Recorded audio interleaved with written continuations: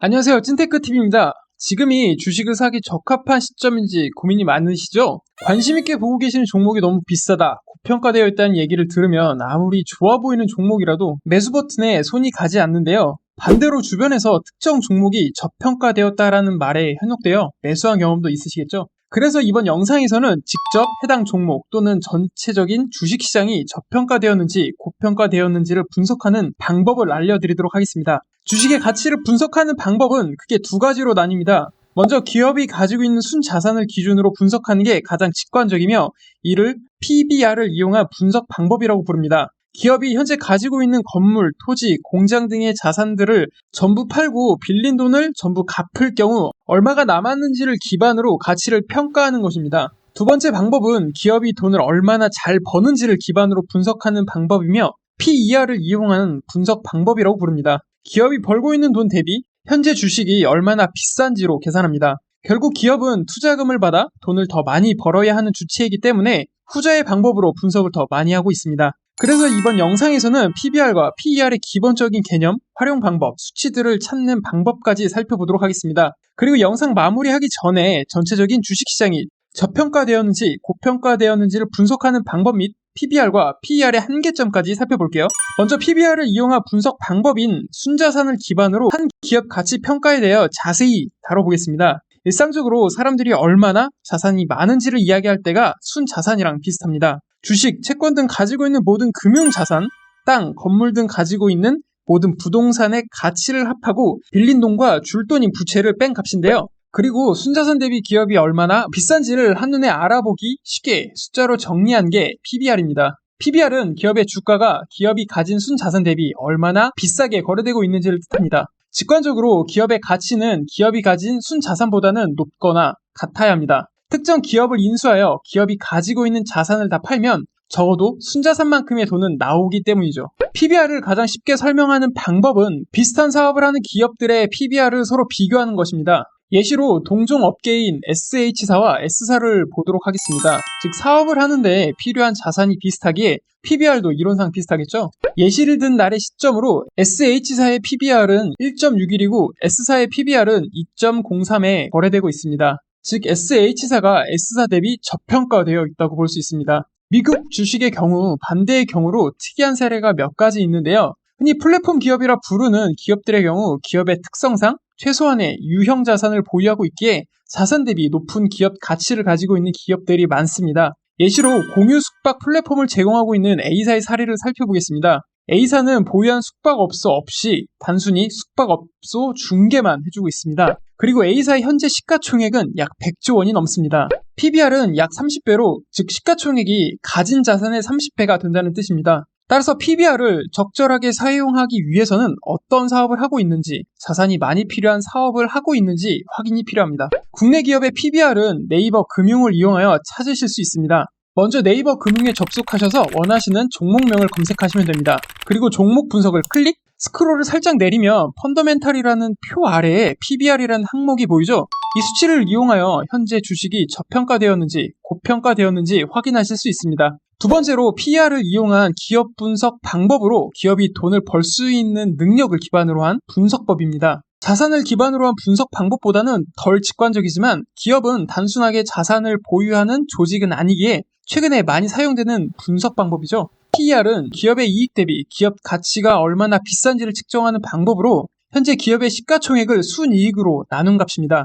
즉 PER로 현재 주가가 그 기업이 1년간 벌 돈의 몇 배가 거래되고 있는지, 몇 년이나 지나야 현재 벌고 있는 돈 대비 본전을 찾을 수 있는지를 계산할 수 있습니다. PER과 PBR과 같이 유사한 사업을 하는 다른 기업들과 비교를 하기 위하여 사용되기도 합니다. 앞서 예시로 등장시킨 SH사와 S사를 다시 보겠습니다. 참고로 두 회사는 비슷한 사업을 하고 있습니다. 예시를 든 날의 시점으로 두 기업의 PER의 수치를 살펴보면 SH사는 17.5배, S사는 19.21배에 거래되고 있습니다. 즉 SH사가 S사 대비 저평가되어 있다고 분석해 볼 수 있죠. 미국 주식 중에서도 비교를 해보겠습니다. W사와 C사는 둘 다 미국 전역에서 소매 사업을 하고 부분적으로 글로벌 사업도 운영하고 있습니다. 사업을 운영하는 데 들어가는 비용 구조 및 수익 구조가 비슷하기에 PER도 비슷할 거란 생각들 하실 수 있는데요. 두 기업의 PER을 비교해보면 예시를 든 날의 시점으로 W사가 32.6배, C사는 37.5배에 거래되고 있습니다.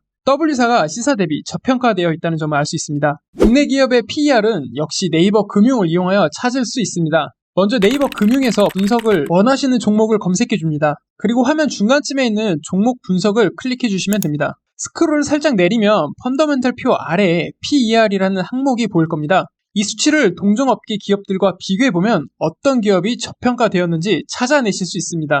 PER과 PBR 비교 분석법 둘 다 한계점이 명확합니다. 비교 대상이 모두 전체적인 주식시장 대비 비싸게 평가되고 있을 경우에 문제가 발생하기 때문이죠.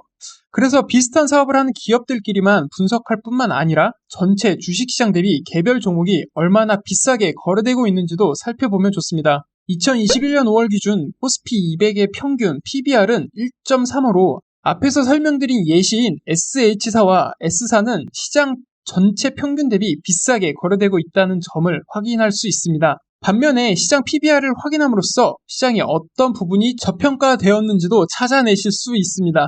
예시로 국내 소형주들의 경우 PBR이 1 이하로 유지되고 있죠. 2021년 5월 기준 한국에 상장된 소형주의 평균 PBR은 0.85였습니다. 이 수치는 다시 말해 한국의 소형주들을 인수하여 자산을 매각시키면 수익을 낼 수 있다는 것입니다. 이렇게 PBR이 1 이하로 나타나는 경우는 크게 두 가지로 정리해 볼 수 있습니다. 첫 번째는 지분의 대다수를 쥐고 있는 대주주가 존재할 경우 인수 자체가 불가능합니다. 따라서 시장에서 순자산만큼의 가치를 쳐주지 않는 것이죠. 두 번째는 사업에 전혀 관련 없는 자산들을 보유하고 있는 경우입니다. 비영업 자산으로는 사업 수익을 낼 수 없으니 자산으로서의 매력이 떨어져 낮은 PBR을 받을 수 있습니다. PER 역시 시장 PER을 살펴봄으로써 전체적인 시장이 얼마나 고평가되었는지를 분석할 수 있습니다. 21년 5월 기준 코스피 평균 PER은 26.69배로 예시에 SH사와 S사는 전체 시장과 비교를 해봐도 저평가되어 있다는 것을 알 수 있죠. 더 나아가 전체적인 주식시장이 지금 과거 대비 비싸게 거래되고 있는지도 확인이 필요합니다. 코스피는 2011년도부터 2019년도까지 PER 10배에서 18배 사이를 유지해왔습니다. 따라서 현재 코스피의 PER이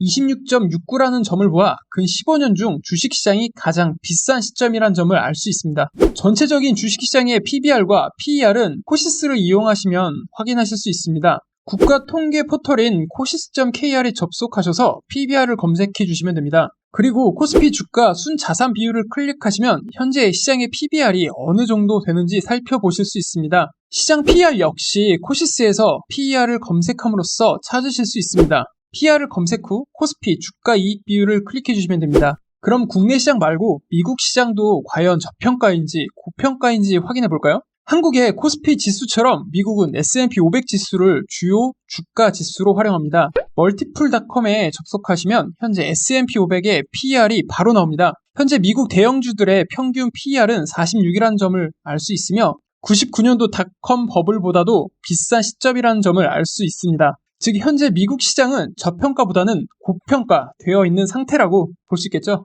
하지만 이러한 PER 분석에도 몇 가지 문제점이 존재합니다. PER을 사용하기 가장 어려운 사례로는 성장주들을 분석하는 경우입니다. 첫 번째로 성장주들의 경우 매출이 급격하게 늘어나고 있는 성질을 보여 현재 이익을 기반으로 분석하는 PER과 어울리진 않습니다. 많은 성장주는 기업의 성장을 위하여 재투자를 많이 하는데 이 때문에 적자를 보는 경우가 많을 수 있고 적자를 볼 경우 PER은 음액값을 가지기에 비교 분석이 불가능해집니다. 두 번째 문제점은 수익을 보고 있다고 해도 성장주의 영업이익률은 매우 낮은 경우가 많습니다. PER이 몇 배, 몇천 배까지 치솟기도 하는데요. 특히 미국을 대표하는 이커머스 기업인 A사의 경우 현재 PER이 약 67배에 거래되고 있을 정도로 굉장히 고평가되어 있습니다. 세 번째 문제점은 매출 증가율 및 이익 증가율이 높은 성장주의 경우 어차피 미래에 훨씬 많은 돈을 벌 것이라는 가정이 들어갑니다. 현재 이익으로 현재의 기업 가치를 평가하는 PER과는 어울리지 않는 가정입니다.